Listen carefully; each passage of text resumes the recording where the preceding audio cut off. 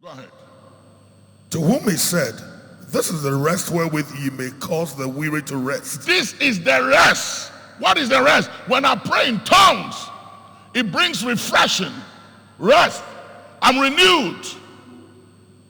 I'm renewed. Oh, takuda havazis. Le kuvudu kavahadazis.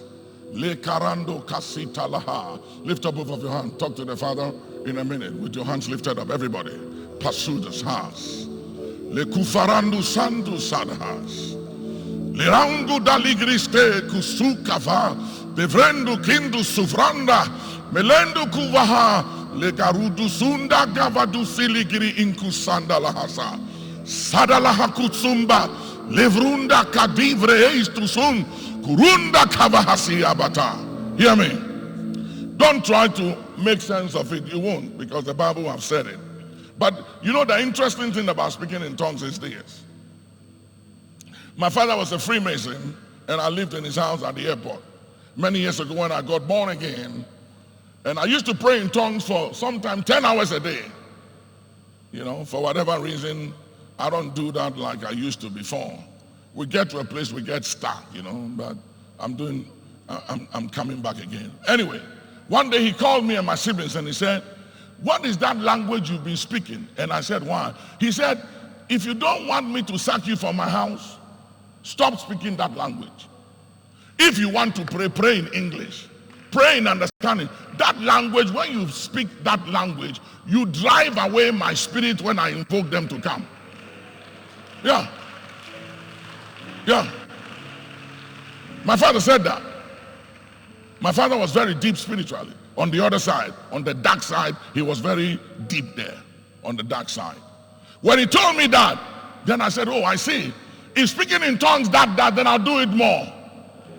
And I was ready for him to fire me from the house because he gave me a key. And I said, these people on the other side understands better than us. Then I had a prophet friend of mine. He's gone to be with the Lord. Great prophet. Some of you remember, and those of you who have been in this church 30 years and over, Michael McCann. Michael speaks a lot of language. And sometimes we'll be traveling and we're all praying in tongues, and he'll stop and say, Nick, did you know what you were talking? And I said, what are you saying? He said, you were speaking in German, sometime in Latin, sometime in Arabic.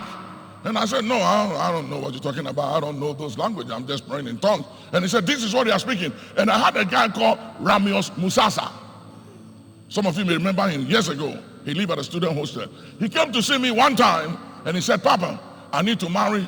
I'm of age. I don't want to miss it and I want to marry. And I'm confused whether I should marry a Ghanaian or go to Zimbabwe and marry someone from my country. I said, I don't know. Let's just pray.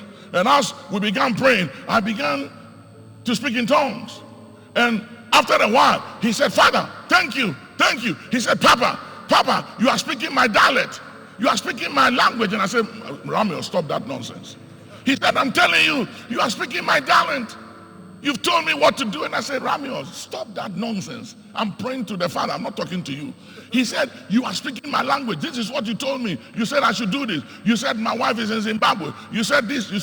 My wife is not a Ghanaian. And I just was amazed. And exactly everything he said, I said in tongues, happened ditto.